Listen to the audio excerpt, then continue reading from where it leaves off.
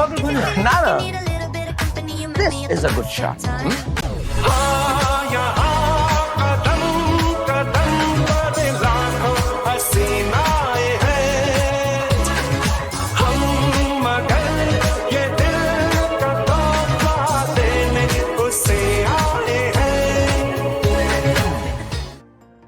नमस्ते दोस्तों, आज हम बात करेंगे एक ऐसे टॉपिक पे जो हर सिनेमा लवर के लिए इम्पोर्टेंट है, बॉलीवुड का रिसेंट डाउनफॉल।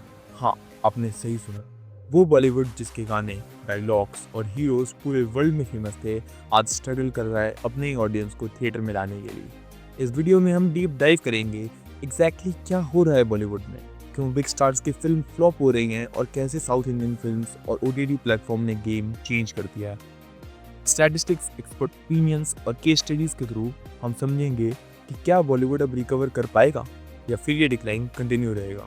तो चलिए शुरू करते हैं इस जर्नी को बॉलीवुड के डाउनफॉल की कहानी समझने के लिए। पहले देखते हैं नंबर्स, क्योंकि नंबर्स कभी झूठ नहीं बोलते। 2023 में बॉलीवुड ने बॉक्स ऑफिस पे 5,380 करोड़ जनरेट किए, लेकिन 2024 में ये नंबर गिरकर 4,669 करोड़ रह गया, मतलब 13% का straight drop. Indian box office में बॉलीवुड का शेयर भी 44% से घटकर सिर्फ 40% रह गया। और इससे भी ज़्यादा कंसर्निंग बात तो ये है कि ऑडियंस थिएटर में आना ही कम कर रही है।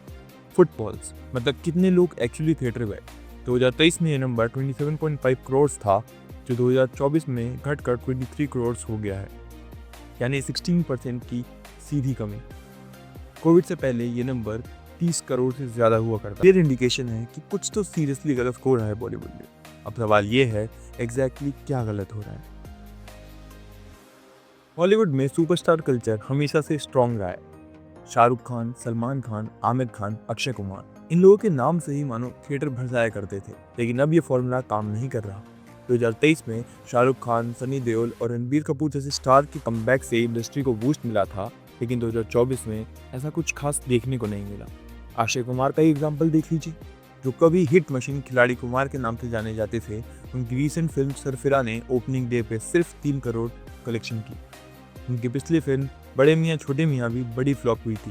पिछले 2 सालों में अक्षय कुमार की लगभग 6 फिल्में बॉक्स ऑफिस पर फ्लॉप हुई हैं। ये प्रूव करता है कि अब ऑडियंस सिर्फ स्टार पावर के बेसिस पे थिएटर नहीं जा रही है। कंटेंट किंग बन चुका है, स्टार पावर अब गारंटी नहीं रही सक्सेस की। जहां बॉलीवुड स्ट्रगल कर रहा है, वहां south Indian film, specially Telugu और तमिल फिल्में हिंदी बेल्ट में स्ट्रॉन्ग पकड़ बना ली है। स्पेशली 2024 में हिंदी बॉक्स ऑफिस का 31% हिस्सा डब साउथ इंडियन फिल्म ने जनरेट किया, जिसमें पुष्पा 2, द रूल और कल्कि 2898 AD जैसी ब्लॉकबस्टर शामिल हैं। ये स्टैटिस्टिक बॉलीवुड के लिए अलार्मिंग है। हिंदी ऑडियंस साउथ की फिल्मों को इतना पसंद कर रही है कि बॉलीवुड को अपने ही घर में कंपटीशन फेस करना पड़ रहा है। साउथ की फिल्म्स में क्या अलग है? High production value, unique story telling और मास अपील।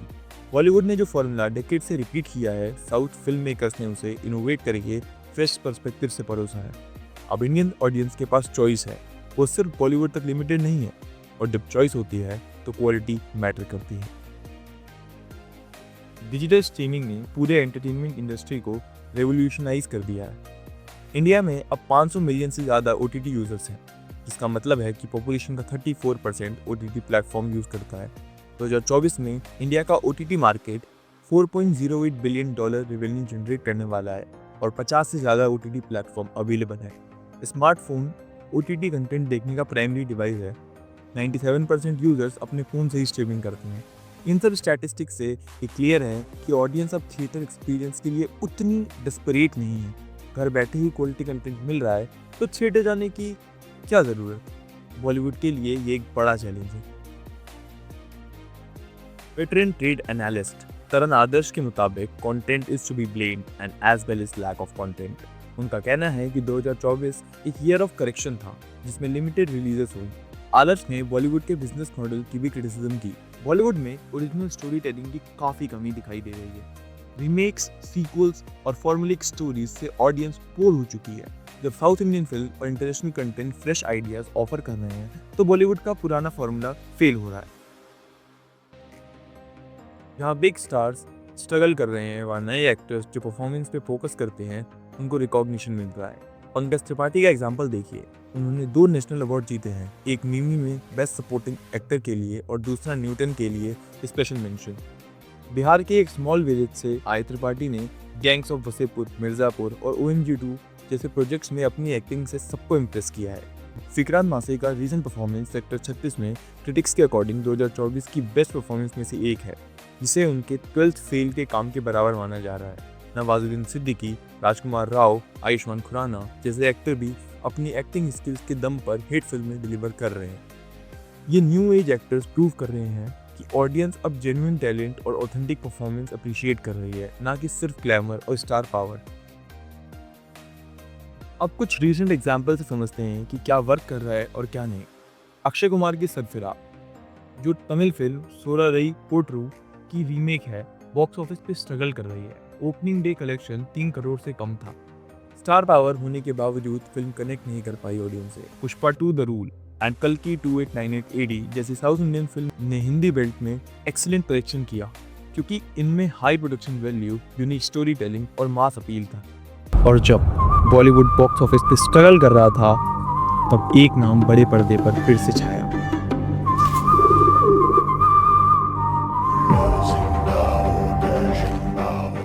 तो 2023 में शाहरुख खान की पठान और जवान ने रिकॉर्ड ब्रेकिंग कलेक्शन किया, प्रूविंग कि अगर कंटेंट सही हो तो स्टार पावर इफेक्टिव होती है।